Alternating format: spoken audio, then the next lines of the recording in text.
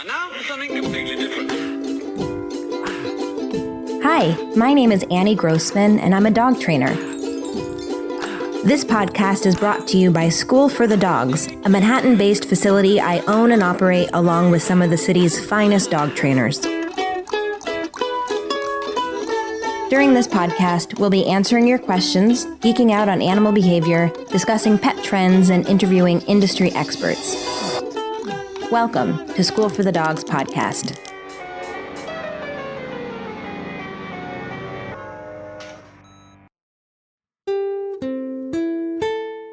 This week's episode of School for the Dogs podcast is sponsored by Sanebox, the email service that is designed to make dealing with email a breeze so you can spend more time training your dog and less time getting through your inbox.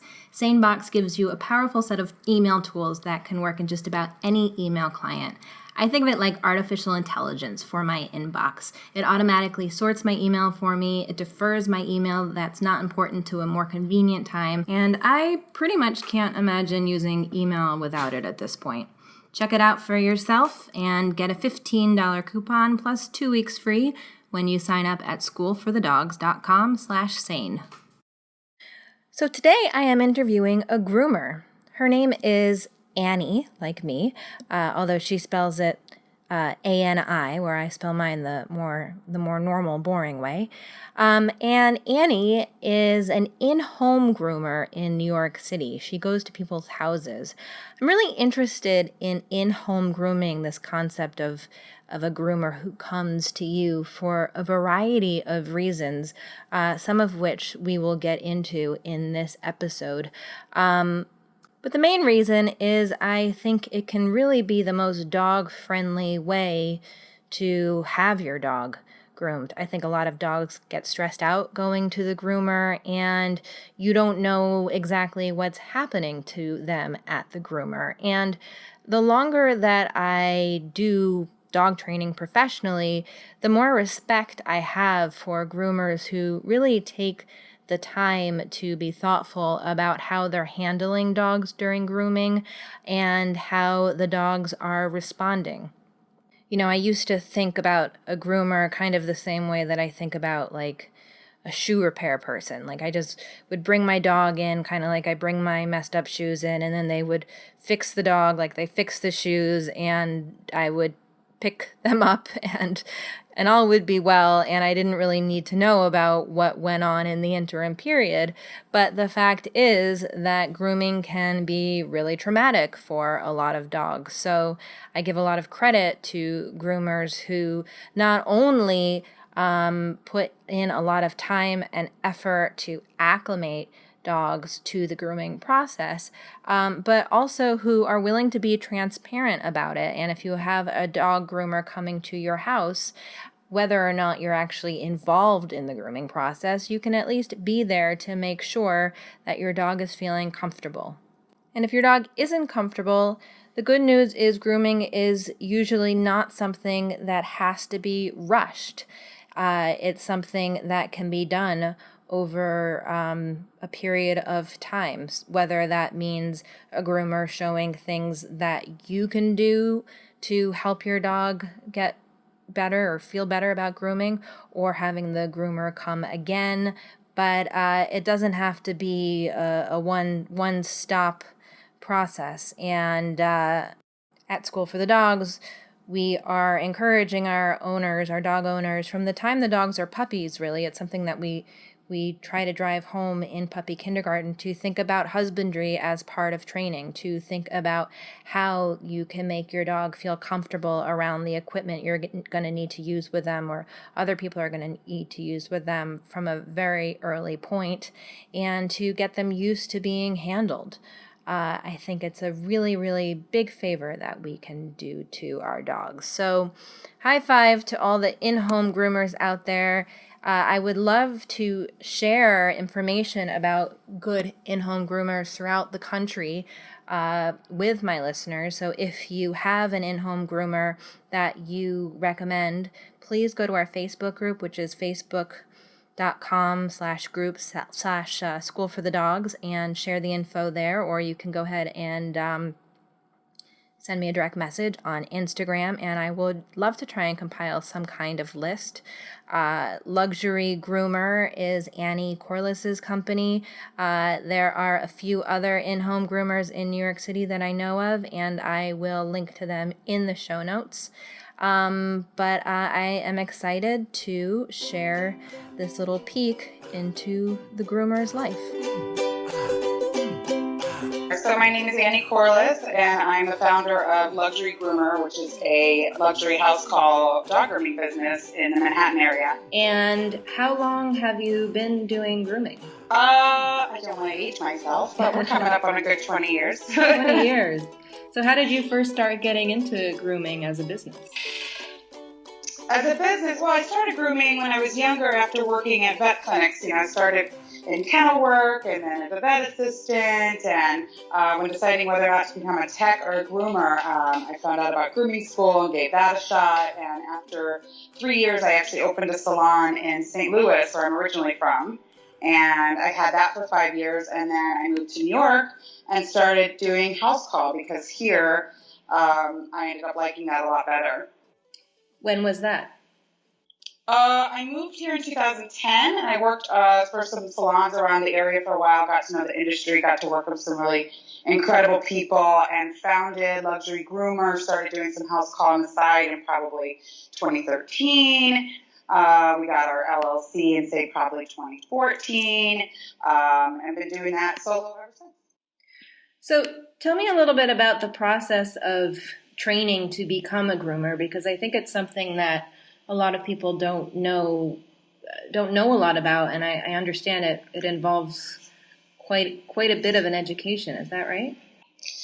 It does. So it can happen, and it's a really multifaceted thing, I think, like anything you do with your hands, where for one, you never stop learning. But you can start two different ways. You can either start in a grooming school and take that. They generally last 12 weeks or so. Sometimes there's more advanced schools that you can go to for some further education. But you start either in a grooming school or you start as a bather somewhere, an assistant, and then just hope that they kind of teach you a little on the side as you go. A lot of people really do both. You kind of come out of grooming school still needing a lot of education, so you'll then hopefully get to work in a salon with some more experienced people and then kind of apprentice for a long time. Similar to hairdressers, but the schooling, our start-off schooling is a lot shorter than, say, people that do human hair, because I think they go to school for a year, maybe two, before that apprenticeship. So we start off, learning the very, very basics in a grooming school, and then everything else after that is self-education, because there really is no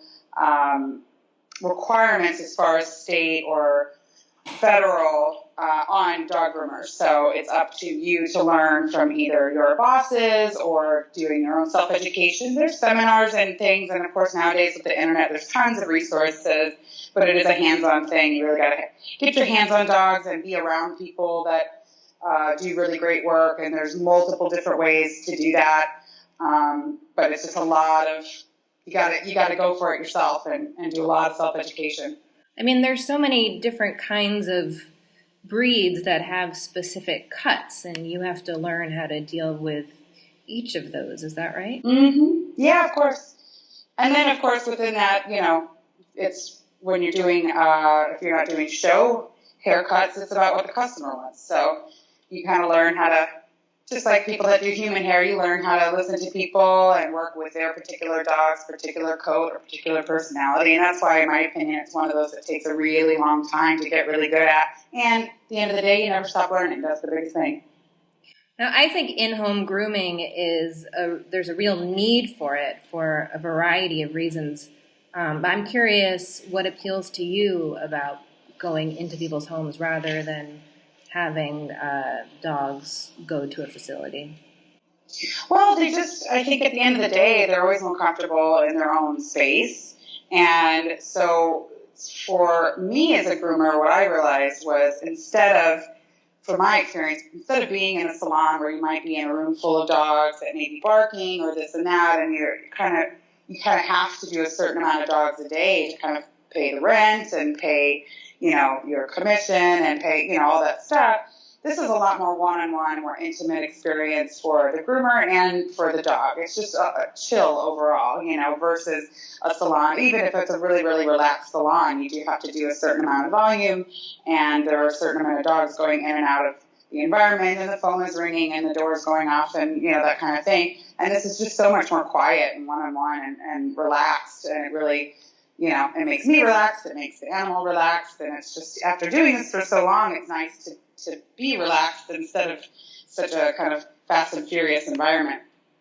Right, and also it seems to me like it must be nice that people can stick around while their dog is getting groomed, which is usually not an option if you're bringing your dog to a facility, right? Yeah, and it's not an option at a facility. Well, there's the ones that have the windows where you can generally look in, but usually the whole reason that you're not allowed to stick around is for safety. So for even an in-home, we totally allow you to stick around, but we kind of have our boundaries because it's about, we're working with sharp instruments, and anything that you say or do or move, the dog's going to want to see what mom is doing or dad is doing or whatever's going on, and that's going to make them flinch and twitch and those little things, and we need them to stay as still as possible while doing hand scissor work near sensitive areas and things like that. But you are allowed to be in the room, you just got to sit still and be quiet and that sort of thing. So yeah, and then of course people have nanny cams and things like that if they're not home, but they're totally able to see what's going on throughout the whole process, of course. Yeah, I mean, it seems to me like dogs could get really stressed out in grooming situations if they're dropped off somewhere. I mean, first of all, they're being handled by someone they don't necessarily know. They're being handled in ways that might be totally new. Most people don't do training specifically to condition their dog to feel good about being bathed and being buzzed, et cetera, et cetera. And so then on top of that being, brought into a facility and put into a cage, seems like a whole lot of stress. It's amazing. I'm always amazed with how well my dog does with it. Because I think he must not even, I guess at this point he figures I'm going to come pick him up, but a lot of dogs might think like, I'm being left forever. Well, they're totally across the board. I mean, there's some dogs that can't wait to get to the groom shop, and because I've worked in both, and it was always lovely to see the dogs that are running in the front door and they're really excited, because some of them, I guess, otherwise would just be sitting at home sleeping or whatever, so attention is attention, and there's maybe other dogs there, maybe they want to play with the other dog, there's some dogs that enjoy it. I don't know too many that actually enjoy the bath. They just put up with it. But you get a few of them that'll jump in the tub and this and that, and are perfectly fine going to a groom shop, and they sleep most of the time they're there and this and that. Then there's the others that don't do well just in an environment that's not, known to them, or even just smelling a bunch of other dogs or hearing too many noises. It's just like people. You have some that are a little more anxious, and you have some that are wild and fun and all that stuff. So there's always going to be a place for physical groom shops. Not only that, but there's things that we can't always do in the home safely. But there's definitely a spot for house call as well. There's dogs that are night and day difference in how they can get groomed at home, and they were sort of ungroomable in a groom shop because the stress level was just too high. It also works out well for dogs with certain medical issues like when they have a tendency towards seizures, which can happen out of excitement, whether good excitement or bad excitement. A groom shop can trigger that, and then you have a dog that might seize, whereas at home they might not get so wound up. And even if they do get wound up, they seem to come down from it a lot quicker because it's not so long. It's not such a long process. Sometimes you have to drop them off at the shop, or they're at least a couple of hours. We're usually in home is pretty quick. Depending on the groomer, our groomers run between an hour and a half to 2 hours for a small dog haircut. Usually the minimum at a groom shop is 3 hours. It just depends on how they run. But even if they're walking there, then they're walking home, and there's so much excitement that they seem to kind of stay wound up for a little bit longer. So if they do have a medical issue, that comes into play a little bit. But, I come from Missouri, which is home of the puppy mills, unfortunately, which also means it's home of the rescues. So I have a lot of experience working with rescue animals as well, and this has been a big benefit to see how different it is to groom them inside their home. Even if they're still in foster care, they just kind of take to being handled a little easier when there's not these other sensory factors going on, Do you find that people have different needs or desires as far as having their dogs groomed in New York City versus there? I think it just depends on the individual. It's because dogs are always, it's about how they fit into your lifestyle, right? So that's the same in New York as well, where it's, do you like your dog to be able to swim all summer and play in the woods? Then you probably get them groomed this amount of time and get them haircut, get their hair cut like this. But do you like them to, look really nice and be clean all the time? Then you probably get them groomed this often and they look like this, so it's just up to the individual for sure. I mean, I guess people would have the assumption that because it's New York City and here you're called, luxury, that people want like froofy kind of haircuts for their dogs here, as opposed to, I don't know, just like cut them short, leave them be. But would you say that's not true? I would say overall, yes, people maintain their dogs a little more here, but it's for a myriad of reasons. And one of them, can I be honest with you, is just people having the resources here to have the luxury of keeping a dog clean, because clean in New York City is the number one concern, because we're talking about the streets of New York, right? And the dog's walking on the streets or maybe going to daycare. So it's not like, say, in suburbia in Missouri where they're just letting them out into the yard. And when they say they're dirty, it's just some physical dirt. In New York, it's like street filth, right? So if people have the means and have the luxury to be able to keep their dog clean, that's usually the first and foremost concern that I hear. So if I have once a week clients or twice a week clients, it's not because of, some reason that they want it to look like a show dog. It's usually because they want it clean. And then beyond that, I would say it's 50-50 if I do froofy haircuts. I would say, honestly, the style right now is not too froofy. Like, the most popular breed coming up right now is the Labradoodles, and everyone tells me, please don't make it look like a poodle. So I think actually kind of a shaggy au naturel is what's popular right now. But that still takes quite a bit of maintenance. What are your prices like compared to bringing a dog to a facility in New York City? So the facilities vary quite a bit in prices as well, but I would say that we're probably definitely more expensive, because in a salon they do, say, depending on the groomer, 6 to 10 dogs a day, where we do like 3 to 4 because we're commuting and we're just doing one-on-one.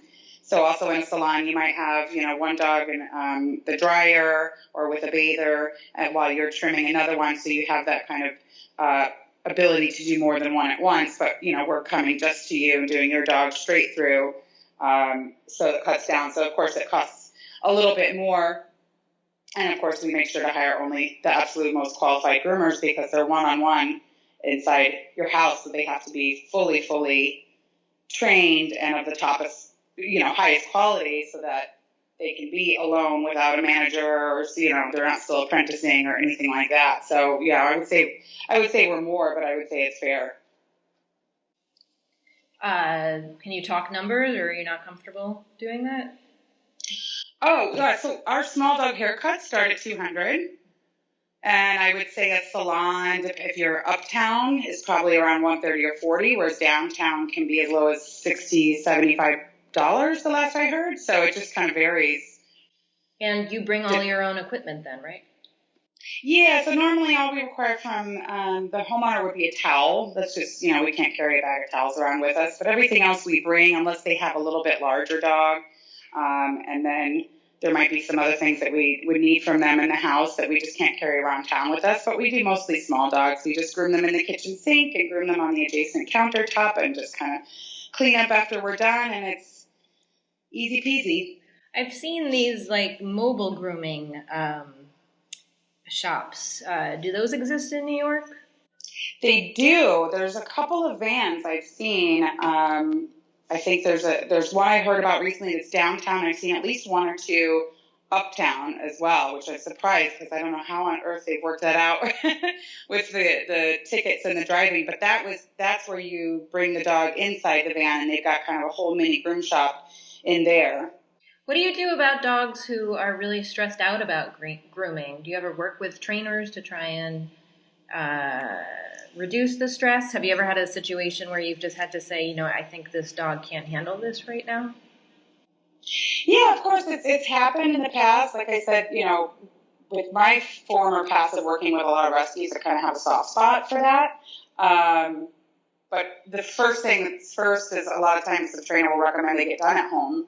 And then you just work with them from there. You just take it really, really slow and easy, and you don't push anything. And each one of them is a little different, but a lot of them just need you to go slow and take your time. And I think that, especially with house call, we have the most ability to do that versus a salon. Sometimes in a salon, you don't have the extra time to take because you've got other dogs coming in, you've got the schedule, they've got to be in, they've got to be out. Sometimes we have that little more space and time to give them space to be relaxed, and take it slow. And sometimes, yeah, there's been instances where you can't fully finish a groom, but it's just because you can't force everything. But you can maybe come back and finish it later, and then maybe next time you get a little further done, you get a little further done. The biggest thing is just not to force anything.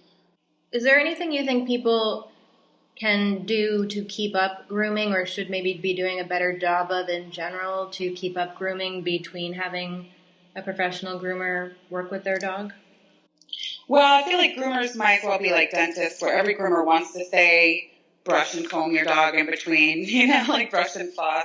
But it's just not realistic for a lot of people. We have some people that are great at it, and we call those unicorn people, that we come in, the dog's perfectly brushed and combed out.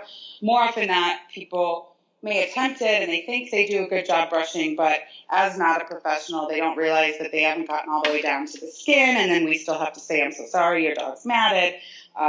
So the biggest advice I give people is if you don't think you're a professional with brushing and combing your dog, then just keep it at a haircut that's at a maintenance level that matches your lifestyle. And if you want, a lot of people like to bathe their dogs in between, and water actually causes and tightens mats and knots.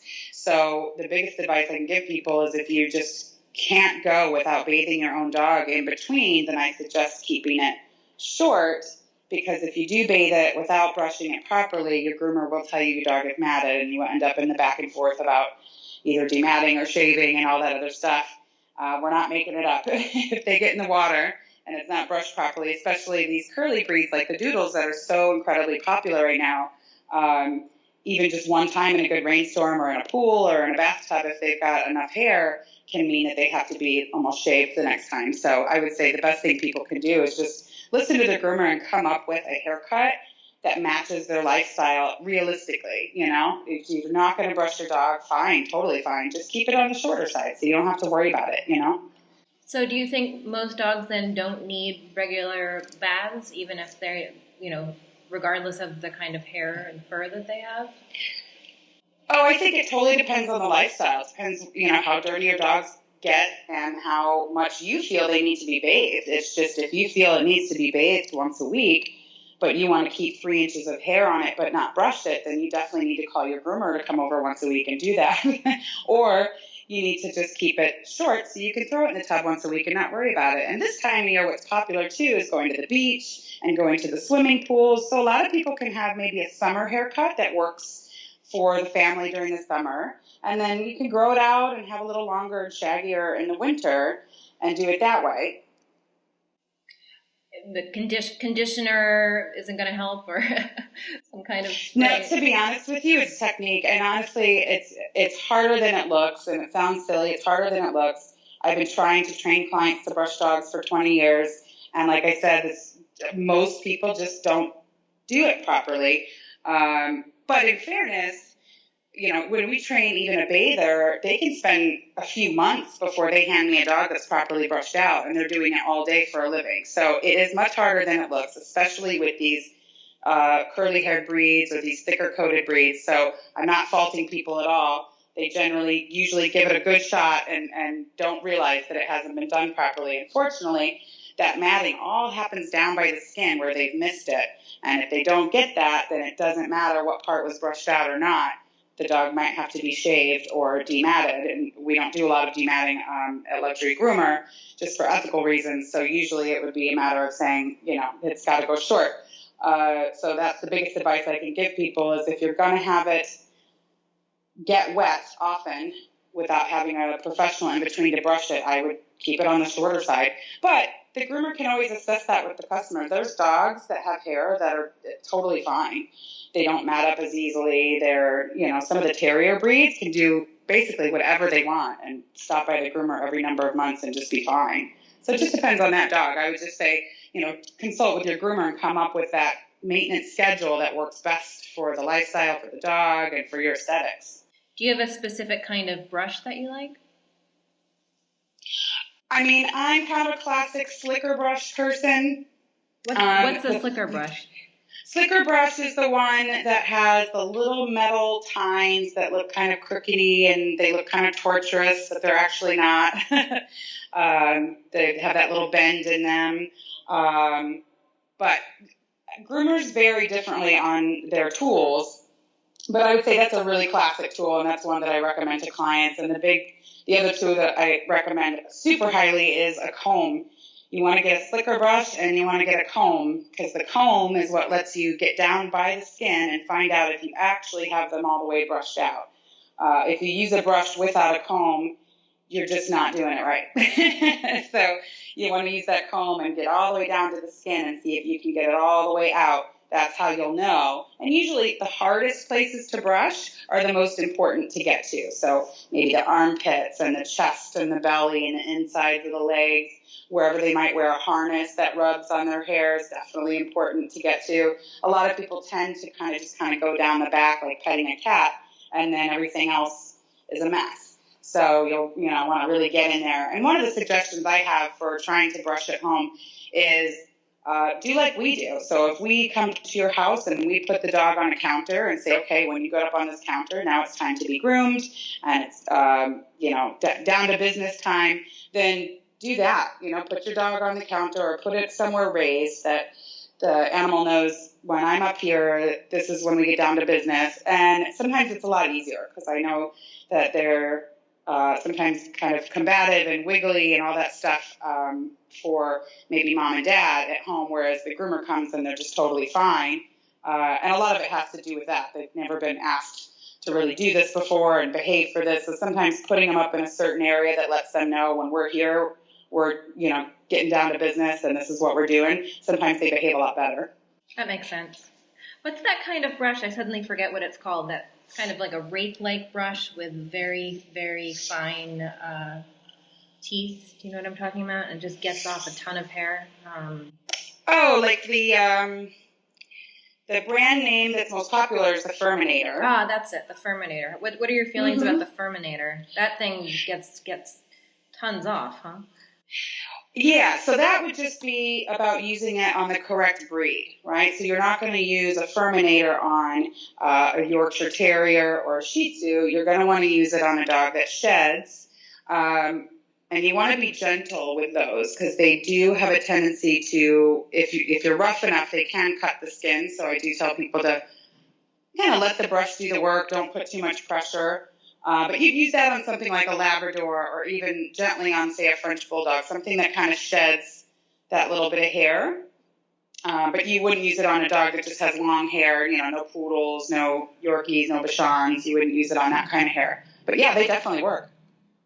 I groom my dog myself often. I just kind of buzz him down as short as possible because he does like to swim, and we travel a lot, and I figure he kind of looks cute no matter what. So if I could just get his hair real low, but so I wonder, what kind of equipment do you suggest to someone like me who is just looking to get a good shave down?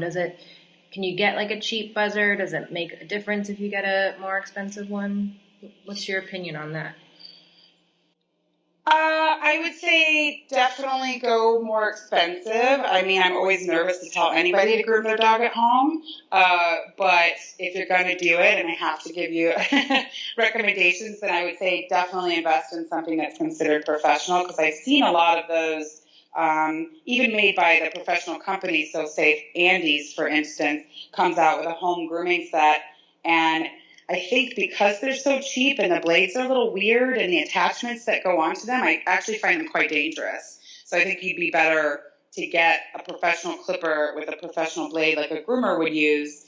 And, you can have somebody advise you on what blade they would use for your dog and maybe watch a little tutorial and have them describe how to do it. But those ones they sell in the stores are really, really strange. And the most time I've seen people use them, including myself before I became a groomer, they're really, really high instance of cutting the dog's skin. So even though it's going to cost a little more, if you're going to do it, I would definitely get the more professional equipment. It would be a lot safer. And what about the whole trend of, what's it called, like creative grooming? Where do you fall on that? And actually, maybe you can explain a little bit what that is to the uninitiated. Sure. So what creative grooming is it's when a groomer does really interesting cuts on the dog. It usually involves a lot of hair dyeing. They can sculpt their hair into crazy fun shapes or story themes. They also, what's popular now or gaining popularity is using even a little bit of Swarovski crystals and decor in their hair, and lots of really fun, funky braids, even involving some hair curling and straightening and things like that. I think creative grooming is super cool. I know a lot of people, it makes them really uncomfortable to look at a dog that has had a lot of dye put on it and had these really crazy cuts because they're immediately thinking, what did the dog have to go through to have this done? But people do it on dogs that tolerate it, meaning they actually enjoy being handled for that amount of time. They sit on the table. They're usually falling asleep. And, if anyone remembers being a little girl and having someone play with your hair, they're usually the dogs that feel like that about it. And as far as the dye goes, which is a big concern for a lot of people, the dye is all super duper animal safe. It's like the Crayola stuff. A lot of it washes out. Some of it takes a few weeks to wash out, but it's all, vegan, toxic-free, animal-safe dyes that is no different than putting shampoo on a dog and letting it sit for 10 minutes. That's the only process it goes through. There's no crazy chemicals. There's nothing like that about it. So I think it's fun. I think groomers have a lot of fun with it. They can really bond with these dogs, and they do some really fun, funky stuff nowadays. Have you done any of that kind of work? When I first started, I got interested in it and was playing with it a little bit and had some fun with it. But now, especially that I'm doing house call, I don't have anyone really asking for it, so I haven't had opportunity to play with it. But of course, I follow all these people that do it on Instagram because it's so fun to see. It would be kind of messy in someone's home, but I would love it if somebody asked me to. Well, maybe this year for Halloween we can have you in do some of that. Absolutely. I think what's neat about it is I went to in Hershey, Pennsylvania every year. They have a big grooming conference, and I went to one once where they had people doing the creative grooming, and I thought it was sort of an interesting creative outlet, and it did seem to me like the dogs didn't seem to mind it at all. And in fact, it seemed to me like maybe I'm sure a lot of them enjoyed the attention they were getting from looking, so interesting. But also, I find a lot of times when people put their dogs in costumes, I think the dogs are actually really stressed out being put in costumes that can be prohibitive and uncomfortable and strange, whereas with the creative grooming, they are only wearing their natural stuff. So I think it's kind of like for Halloween or something. It's sort of an interesting. I wonder if it could catch on as a way to celebrate those holidays and do something fun with your dog. That's not forcing them to wear a costume that they're uncomfortable with, perhaps. It could. I mean, creative grooming is usually quite involved process, so it does depend on whether the dog's going to tolerate it. But there are things out there now like little stencils that you can use those Crayola blow pens on, and at least just give them a little stencil maybe on their rear or something like that. That's kind of cute. There's simpler things as well, or you can even just put a really crazy bandana on them or whatnot. But like what you saw in Hershey takes weeks and weeks of preparation and then hours of grooming in a moment. So, for the average dog, that's probably not going to happen. And if you look at it too in the creative grooming for the dogs in Hershey, most of those are poodle breeds, and poodle breeds are working dogs. So they do like doing a job, which in that case is standing there and behaving and getting their body worked on and then walking around and showing everybody. But they take really well to it. They're eager to please. They're working breeds, so it may not seem like the job they were meant to do, but that's part of why sometimes they take so well to that sort of thing, is they're still doing a job. So in fact, it is working their mind, because even just standing there and focusing on standing there and being still and being good is working their mind. And so they do actually enjoy that. And then they walk around. They don't necessarily know, I think, that they look any different, but they are getting a lot of reactions from people after that, and they just feel really proud of themselves after that. So one of my goals with this podcast is to encourage people to think about different jobs that they could do, encourage people who love dogs to think about different jobs that they could do beyond perhaps being a vet, which I think is, any kid who's interested in pets, that's usually the first thing anyone will say, well, do you want to be a vet? But of course, I see so many different kinds of fun, interesting things within the pet sector that might appeal to people. What would be your pitch to someone who's looking for a new career and has thought about grooming? How would you sell it as a job that is worth the time and investment? Sure. So for me, grooming combined a couple of things that I really, really love. You get to play with puppies all day, first and foremost. Secondly, the creative element. On the side, I play music, I do photography, so I tend towards a lot of creative things, and this gives you a lot of creativity. You are hand scissoring and sculpting each and every one of these animals. And say versus a vet, even though groomers definitely have more difficult dogs to work with, and you might end up with rescues or upset dog or whatever the case may be. Overall, the dogs are happy to be around you. You're doing something relaxed and nice, versus in the vet, they're usually there having something done that they're not so happy about, or you see a lot of kind of, sad things. You're in a medical facility. So for me, it was one of those where I could have a job working around dogs that wasn't necessarily as sad as sometimes working in a vet clinic was, and involved a lot of the creativity, and is usually a relaxed environment, at least what I have with house call. It's a really relaxed environment. So for me, it's the best fit. Interesting. And have you found it hard to hire groomers? You have one employee, is that right? I have two right now, yeah. So it is hard to hire very, very qualified groomers. I think especially with house call, like I had mentioned before, they have to really be top level, because in a groom shop, you're still working around people, so you can still learn from other people, and there might be multiple levels of experience going on there, but everyone's, there together, whereas when you send someone solo into someone's home, they have to be fully top level qualified, because there's no one else there to learn from. So I think that's harder to find, but I've been lucky enough to find some people that are of that level. Is there like a Harvard of grooming schools, if someone's looking to get into it, that you would suggest that they go to? There's some pretty serious schools over in Japan. They take it pretty seriously over there. There's some schools I would love to go to over there, even though I've been doing this so long. But really what groomers is... How long are those? I'm sorry? How long are those kinds of programs?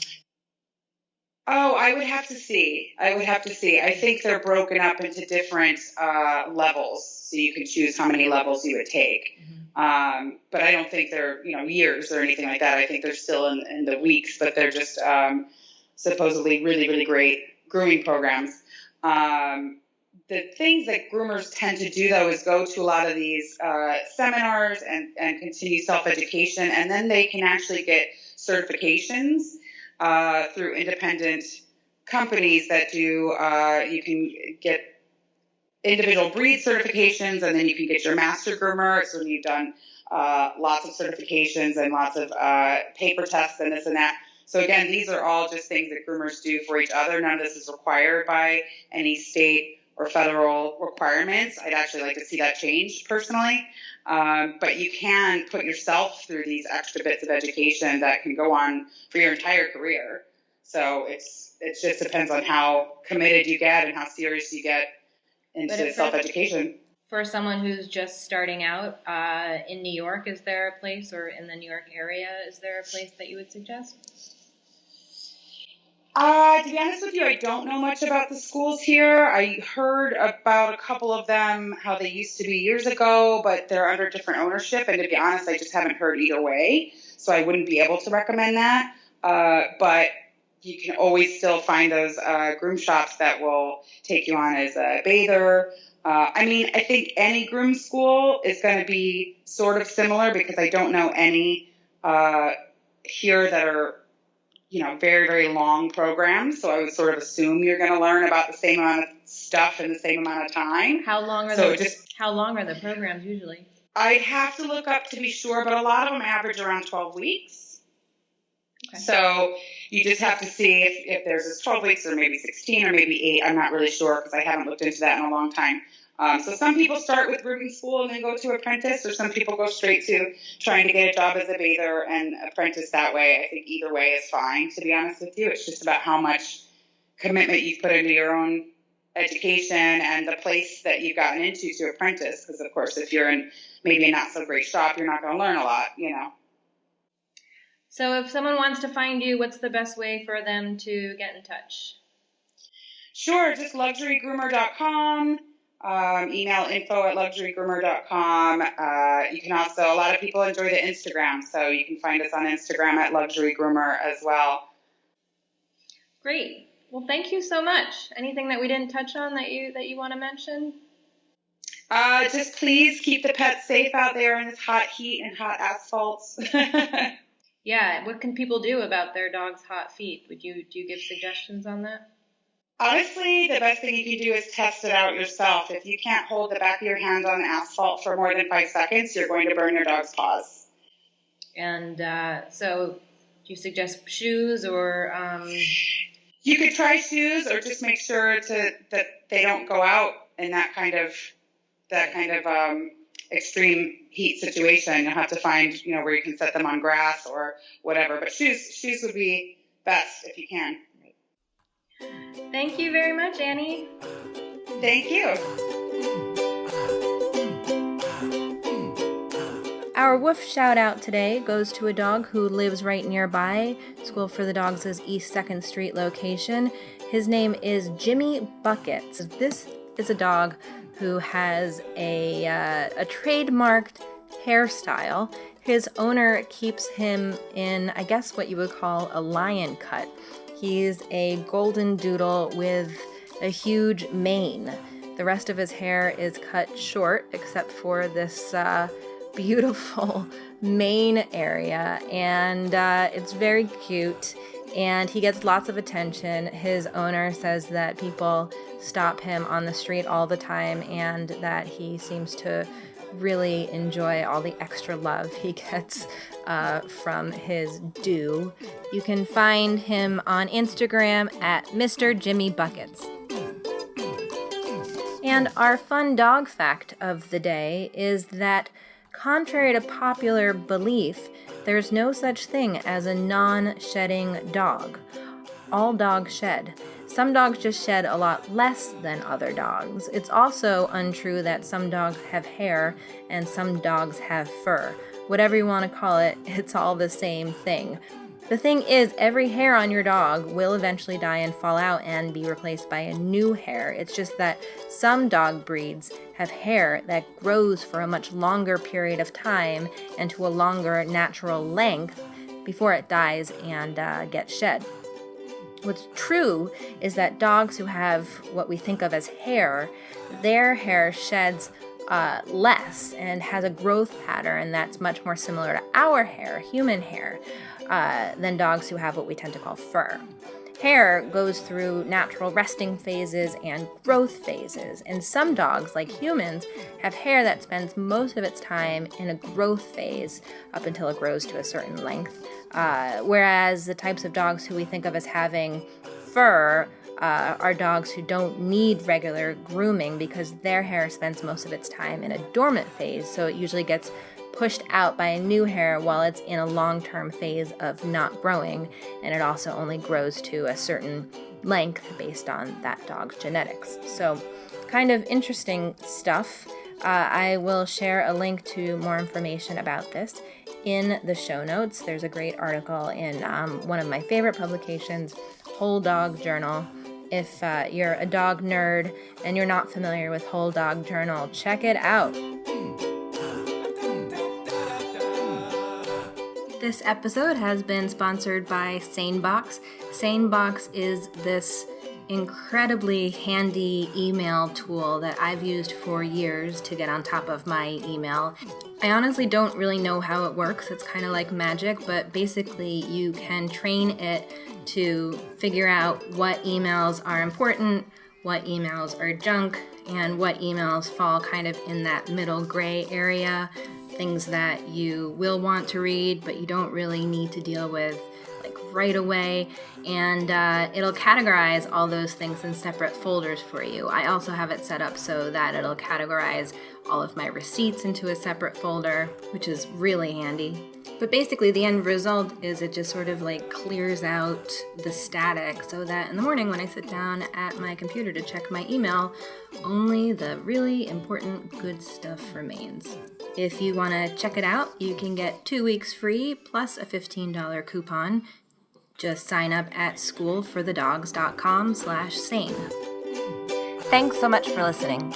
You can support School for the Dogs podcast by telling your friends about it, leaving a review, or shopping in our online store.